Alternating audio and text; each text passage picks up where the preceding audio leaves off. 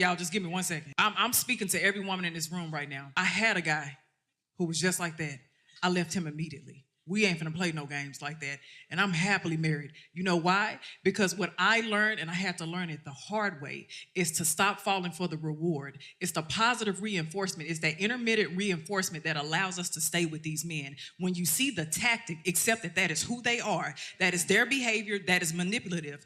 Do not fall for the reward, all the affection and the love and the kisses and I'm sorry, I'm gonna change and all that. That's what they do. They give you reward and they pull you back in, and then they do the same thing, and then you have this intermittent reward and they pull you back in. Stop falling for the reward. The moment I see that you have lied to me consistently, that you have manipulated me, that you have done something over and over, that I have to keep telling you about something that you did, that you disregarded me, you didn't consider me, that you have affected me, that you have hurt me in some capacity, and I have to keep on repeating this same conversation, I don't care about the apology. I don't care about the gifts. I don't care about none of that. But that comes with you also knowing your worth. That's the reason why we constantly say know your worth. You will not know your worth if you keep trying to find your worth in that man who's hurting you. You have to know what your worth is. So that means you need to take the time to get to know yourself and know what it is that you value and know what it is that you earn and what you will not allow. How do men pick who they manipulate, and how do you know when they're genuinely interested? Oh, there's always a profile to a manipulator.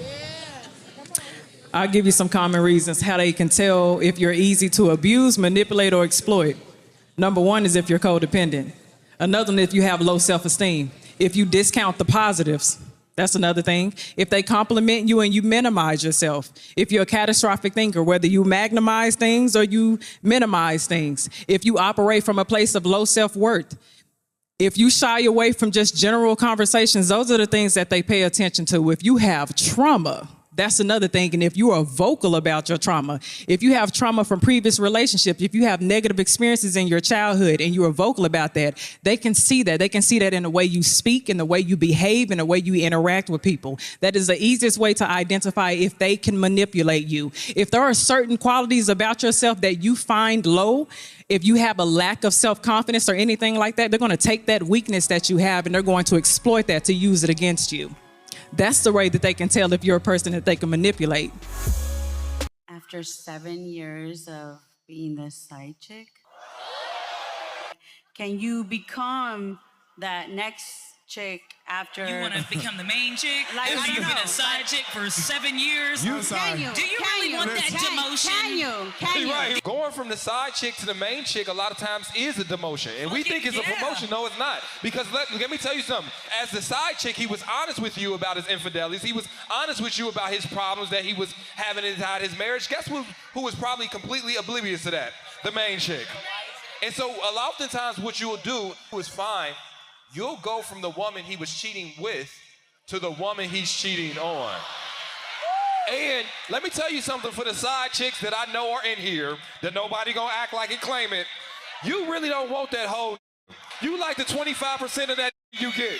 Guess what? When he come to you, he don't bring problems because his wife deal with the problems. When he come to you, you his relief because you know what? He tired of arguing with his wife, so he wanna just have a good time with you. You ain't gotta wash his damn drawers every night. You get the good part. So here's the thing, you gotta ask yourself this question. Would you actually like a full dose of this man anyway? Clearly, yes. That's why she asked.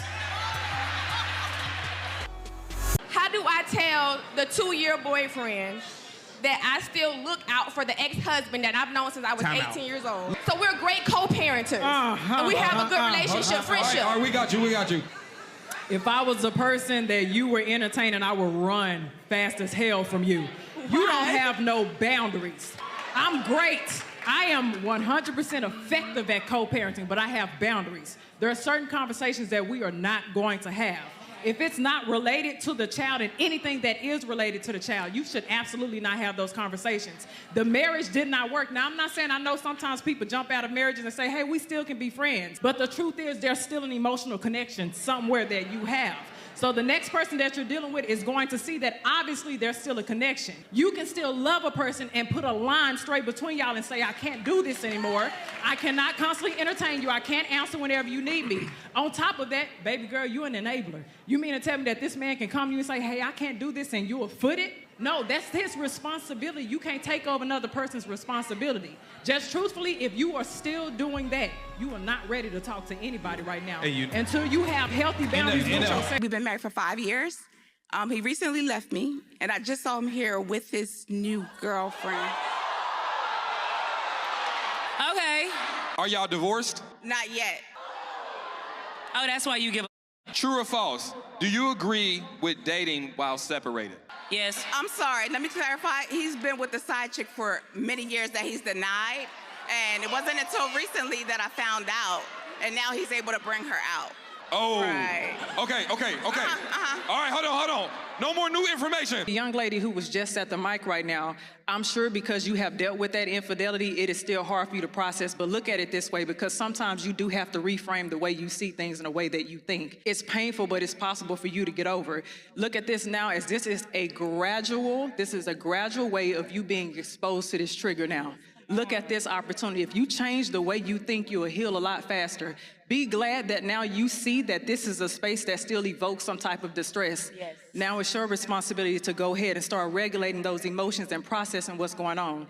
Don't judge yourself for what this person has done. Don't judge yourself if you're angry, if you're sad, if you're confused, if you're disoriented, if you're disorganized. Don't judge yourself. This is where self-validation triumphs self-judgment. Start validating your experiences. You have the right to feel this way. You have the right to feel what's going on in this space right now. To that person who, if she said he's in the audience, oh, okay. Hey, baby. Wherever you are, I wish I can say something a little bit in true kitty form. Right. But how disrespectful,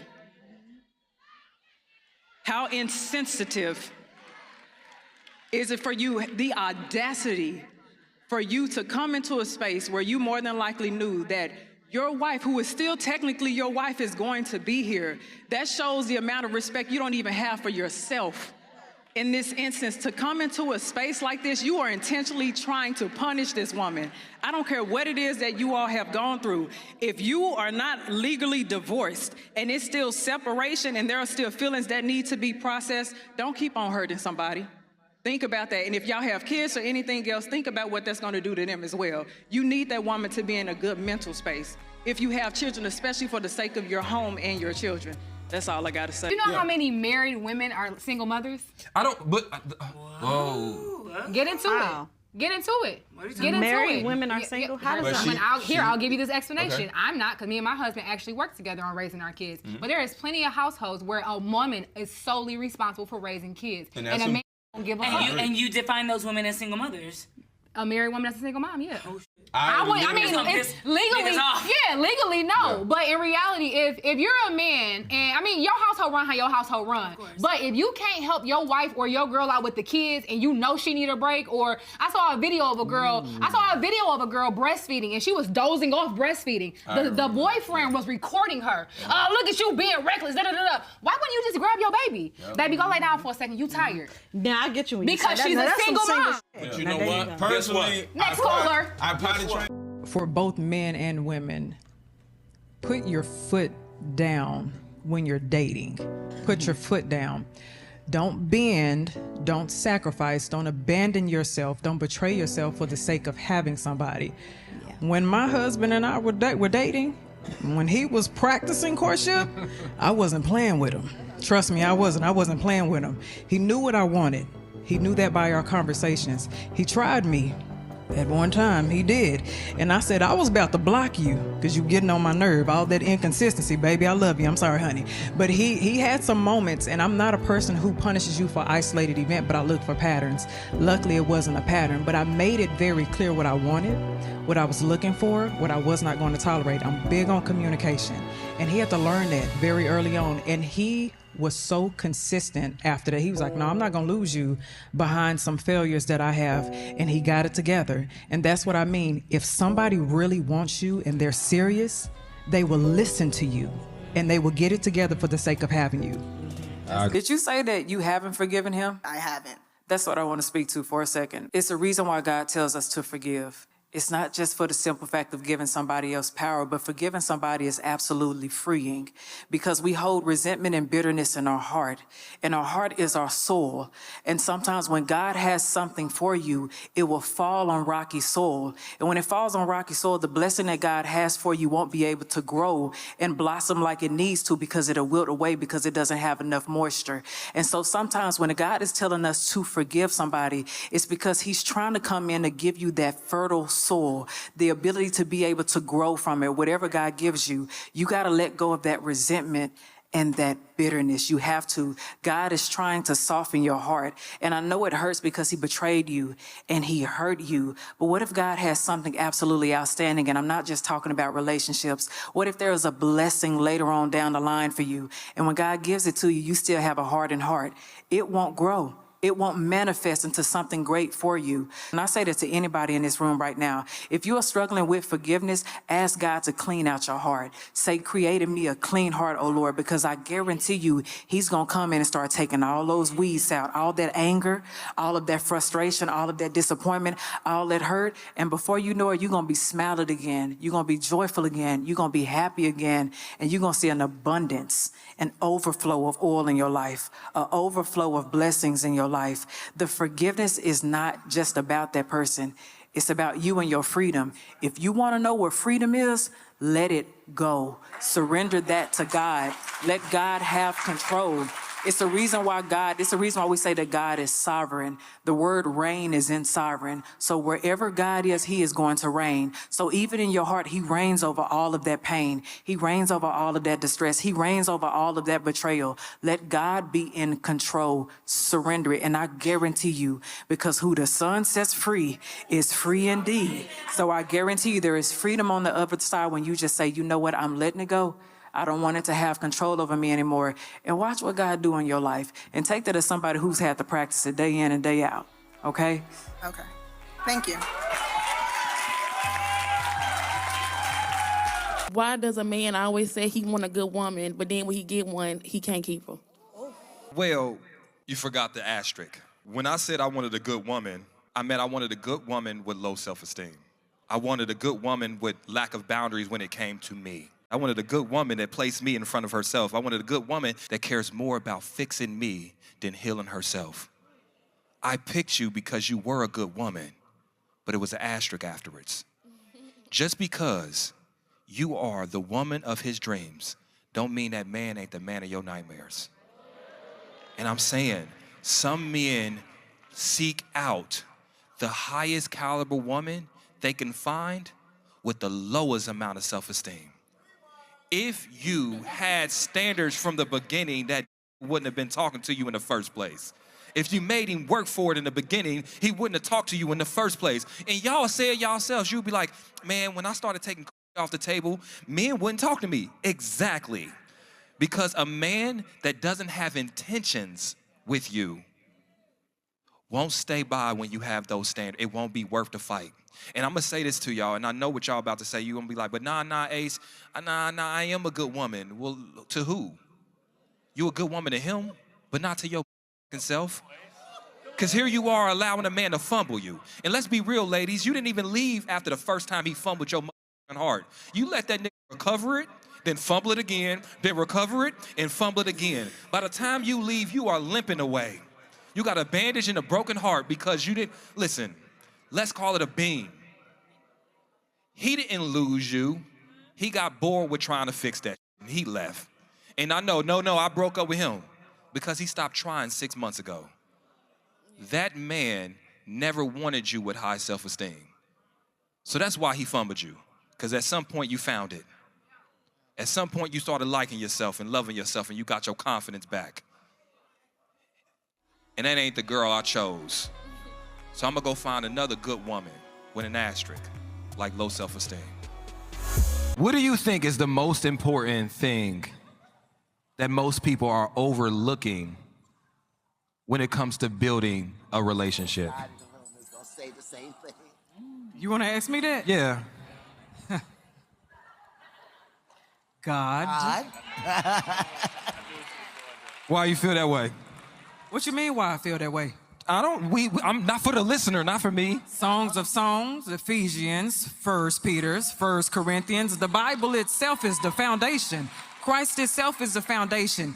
You need to know how to steward that relationship, and the Bible is your manual to be able to do so. So you bring God in first. When God is the center of anyone's marriage, that's where the success is going to be, because that's where your self-control is going to be. That's where your discipline is going to be. That's where your stewardship is going to be. That's where your grace is going to be. That's where your compassion is going to be. That's where your partnership is going to be. That's where your companionship is going to be. That's where your oneness is going to be. That's where the unity is going to be. That's where your covenant is going to be. You have to understand what covenantal love is to begin with, and if you want to understand it, you need to know how Christ loved the church to begin with.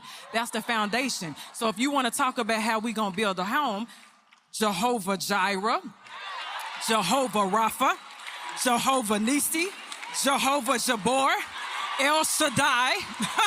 Shall we keep on going? Yeshua, Jesus Christ. Shall we keep on going about how you can do this? Because I can take y'all to church, but I'm not going to take y'all to church today. I promise you I won't. Because when you need healing in your marriage, you got to call on Jehovah Rapha. When you don't know how to heal your marriage, when you go through sicknesses, or when the head of your marriage comes under attack from temptation and things like that, you're going to know who to call on. When you're in battle and you need a victor to come through, when you need a conqueror to come through, when you need a mighty strong hand to come through, you're going to call on Jehovah Jabor. You're going to call on Jehovah Nisi. So that is how you build the foundation. So that way, you know, if you are a wife, you know not how to be quarrelsome, not how to have strife. You know how to bring balance. As a man, you know how to serve, because Jesus Christ was a servant. So if y'all want to know how to build your home, put Christ in the center of your home, and I guarantee you that's how the marriages were successful. For the people who not my believer, you wouldn't be here had it not have been for Christ, had it not have been for the blood that was shed on Calvary for your salvation to begin with. It was the blood on Calvary that was your salvation to begin with. You wouldn't be here if it wasn't for him. So therefore, you won't have a relationship if it ain't for him. So therefore, you won't have a relationship if it wasn't for him. So therefore, you won't have a relationship